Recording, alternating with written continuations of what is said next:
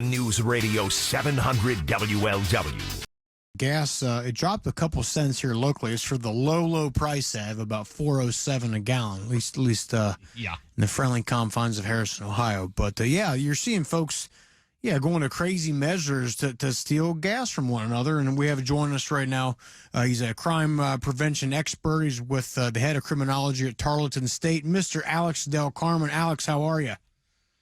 Good. How are you? Good. So what are the interesting ways that you're seeing folks are stealing each other's gas here these days?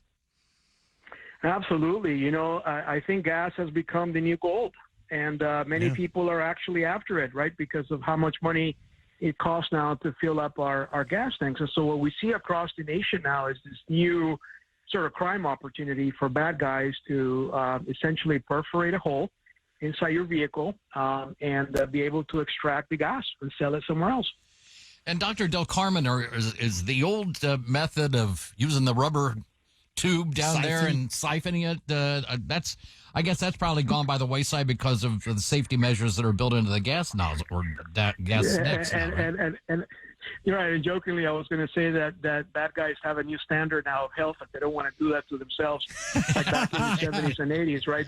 But in reality, what we're seeing across the nation is that unfortunately they're using just a regular drill, and then they're just perforating a hole.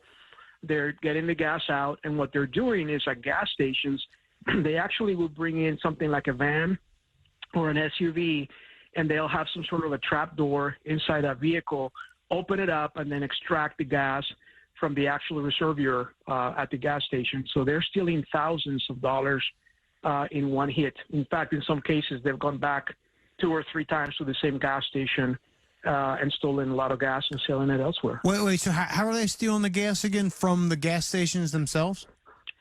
So a lot of the gas stations, they have these holes right on the ground, which is where they bring in the big trucks, and they unload the gas. It's like a gas reservoir at the bottom of the actual what most of us would consider to be the gas station. So what they do is they park their van or a vehicle right on top of that hole, and they have a trap box or door. They open it up, and then they are able to put a hose in there and extract all the gas that is out there in the reservoir component of the gas station. And so we're seeing that across the nation now. We've actually have video footage that is circulating on the internet of vans and vehicles doing that at various gas stations. See, I'm writing this down so I can try this. So I can watch out for it. Please don't. But yeah, I guess, obviously fuel prices are going to go up. This is far from the height of how high they're going to go. So you're probably going to see more. I guess the question would be, though, Alex, what would you suggest to someone? Does everyone have to run around making sure their gas tank isn't getting drilled into? How do you prevent something like this if you're the average person out there? Yeah, well, what we're telling people is to park their cars, in a place that it has good lighting. To this day, after so many years of doing research in criminology and crime prevention, most of us agree that the light bulb is by far one of the best, the deterrents of crime, right? So if you can park it in a well-lit place, that would be helpful.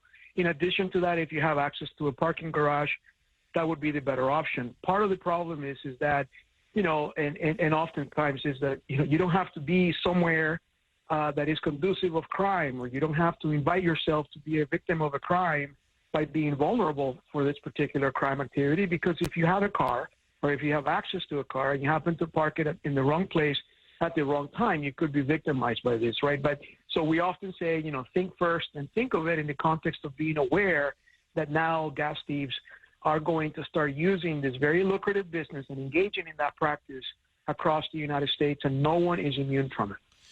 We're talking to Dr. Alex Del Carmen, and Doctor, crime of all especially this, obviously, but crime of all nature is kind of spiking right now, right? With the inflation and high prices on everything. Absolutely. And what we saw 2 years ago when the pandemic, first hit and many of us were in lockdowns and whatnot, is most of us predicted that at some point the crime was going to go up. And it's kind of like the perfect storm. And we criminologists oftentimes say, look, when you have restricted behavior among most people. Some people have lost their jobs. Other people have lost loved ones. You put them through that kind of strain, and then added to that, you begin to increase, their economic dependability on gas and various other things. You're going to have the perfect storm, and that's what we have seen in the United States for the past 8 to 9 months.